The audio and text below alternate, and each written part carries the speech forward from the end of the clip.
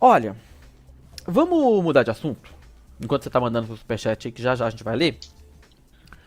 Documentário da Xuxa. O episódio 4. Marlene encontrou com a rainha dos baixinhos e elas colocaram as tretas a limpo. Ou melhor, a Xuxa escreveu a pauta, né? Conduziu ali a conversa e a Marlene não fugiu de nenhuma resposta. Admitiu algumas coisas, outras disse que não se lembrava, mas ela resolveu dizer que gostaria de ter feito algumas coisas diferentes, mas em nenhum momento se desculpou. Eu fiz um texto nas minhas redes sociais em que eu falei que o que eu percebi que houve nesse episódio 4, em especial essa maior parte do tempo do encontro das duas, que foi nesse ambiente aí, que parece um teatro, né? Foi uma tentativa de demonizar a Marlene. De cada 9 falas da Xuxa, 11 era relembrando alguma situação ruim que as duas viveram. E aí, nesse texto que eu publiquei, eu falei que eu percebi, não sei se você teve a mesma sensação, você que assistiu, que a Marlene não é um ser humano 100% horrível, como eu tive a sensação que ela era no processo de divulgação do documentário, já que a Xuxa falou muito a respeito dela, né? E aí eu volto a dizer, gente, não tô aqui minimizando e relativizando a dor que a Xuxa passou, porque só ela pode falar dessa dor. Mas o filme, ele pesou muito para um lado, que foi falar tudo que a Marlene fez de errado nesse período de 19 anos, né, quase 20 anos, que elas passaram juntas. E aí eu me pergunto e pergunto a você também, será que não teve nenhuma situação em que elas tiveram ali alguma vivência positiva? O filme mostra um determinado momento a Marlene brincando com a Sasha, ainda bebê, né, ali numa rede e tal. Aquele momento, digamos, serviu para quebrar um pouco a imagem que a gente já tinha da Marlene. Não sei se foi inclusive incluído depois que o documentário já tinha começado a circular e a internet já tinha começado a criticar, né, algumas questões do filme. Mas fato é, o filme é muito desequilibrado. Coloca a Xuxa sempre como vítima de diversas situações, mas não mostra que a Xuxa também é um ser humano como a gente e erra, né? Então você não vê gente falando mal da Xuxa, claro, né? Sem sombra de dúvidas, o documentário é dela, mas você também não vê as situações em que a Xuxa comete os erros, que com certeza ela cometeu nesses 19 anos também, certo? O quarto episódio mostra diversos erros da Marlene Matos e poucos momentos positivos. E aí, no geral, o que eu senti do documentário até aqui, tá? Xuxa mostra os erros dos outros. O documentário mostra os erros dos outros com a Xuxa, mas não mostra os erros da Xuxa com os outros, em nenhum grau. Então não há um contraponto. Ela é vítima de diversas situações, pessoas, momentos, e isso acontece em diversos episódios. É fato que isso é história, é dor, né? E a própria Xuxa relata isso com riqueza de detalhes, né? Ela lembra como se fosse ontem as situações. Mas o que faltou pra mim, agora pra fechar o meu comentário aqui, é que faltou mostrar aquela Xuxa que a gente assistiu na TV, Yas. Faltou a nostalgia, faltou positividade. O documentário, em alguns momentos, ele se torna muito pesado e a gente só vê um lado da história, né? Fora aquele episódio envolvendo a Galisteu e o Ayrton Senna, que eu já fiz um comentário aqui que eu deixo até pra lá. Porque isso aí pra mim foi um grande equívoco do documentário. Então, na minha opinião, o filme poderia ser mais bem equilibrado, mas a direção talvez tenha deixado a Xuxa interferir, eu tô supondo, tá?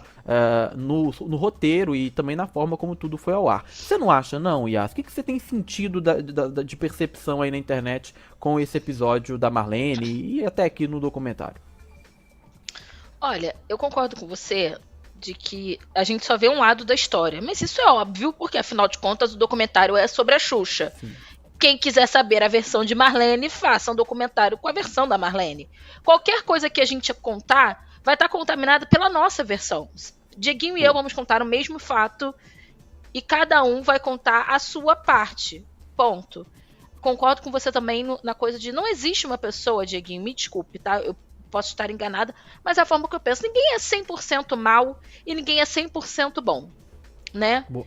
Então, assim, a gente estava falando sobre isso no Splash hoje de tarde, e a Bárbara Saline falou que muito do que a Marlene fez foi baseado, né, numa estrutura machista, patriarcal, racista, em que ela estava inserida. Ok, concordo plenamente. Mas isso também não tira o peso das coisas que a Marlene fez. Ponto. Nas entrevistas, quando a Xuxa questiona, ela assume tudo. Então ela tem consciência do que ela fez. E aí a gente fica pasmo, nossa, ela não se arrepende? Não, não se arrepende. Porque na cabeça dela, a Xuxa chegou ao tamanho que chegou por conta dessas atitudes que ela tomou. Estando essas atitudes certas ou erradas. Para ela, a Xuxa não seria o fenômeno que foi e que continua sendo, e continuará sendo, porque eu acho muito difícil existir uma outra Xuxa nessa ou na próxima geração. A Marlene acha que isso só aconteceu por conta dela.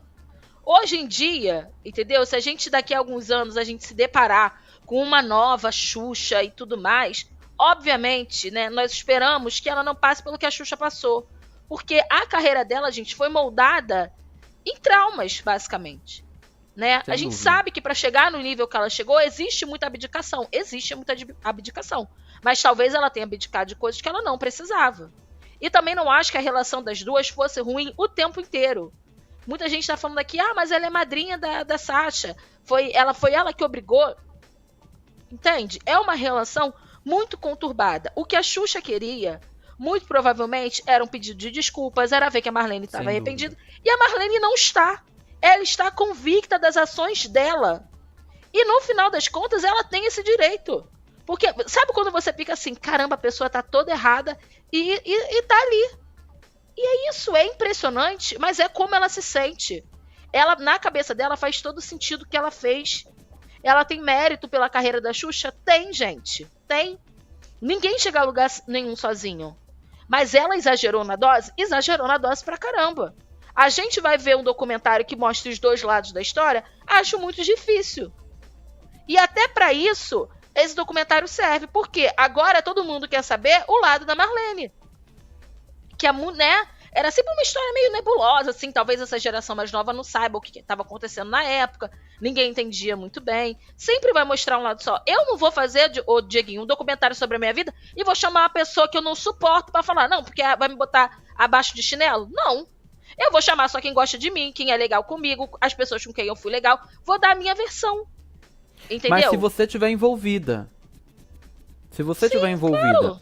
Por exemplo, o Galvão Bueno teve um documentário também feito pelo Globoplay, e o Galvão Bueno não estava envolvido na produção do documentário, e o documentário mostrou tanto o Galvão legal, profissional, incrível, que narrou não sei quantos milhões de Copa, e o lado do Galvão nos bastidores, exigente, que gritava, que falava, que se estressava, que cobrava resultado, que estava impaciente em determinados dias, ou seja, mostrou o Galvão humano. Né? O que eu percebi foi o Galvão humano, o Galvão que acerta, né, na sua grande maioria, porque é isso que eu acho que tem que fazer sentido para um documentário, levar o nome da pessoa, e o lado que erra, né, que é aquele lado que a gente não consegue controlar muitas vezes, né, quando a gente está num ambiente de trabalho com uma pressão muito grande, que é esse ambiente televisivo. E você bem falou, não dá para normalizar aquele comportamento daquela época como se isso fosse algo legítimo, nunca foi. Tá? Só que hoje a gente discute muito mais isso. E talvez, até mesmo pela Xuxa, comparar o agora com aquele tempo, ver os diretores de hoje com os diretores daquele tempo, como ela passou com a Marlene Matos, é que ela sinta uma mágoa muito grande. Uma mágoa muito maior em comparação com o que aconteceu entre ela e a Marlene Matos, né? Então é legítimo, a dor da Xuxa é legítima, ninguém tá colocando isso em pauta, mas é de fato a maneira como a construção do filme se debruça que eu acho que poderia ter sido pensada de outra forma. Quer um exemplo também de outro ponto que eu acho que é totalmente desnecessário em documentário, e eles usaram esse artifício?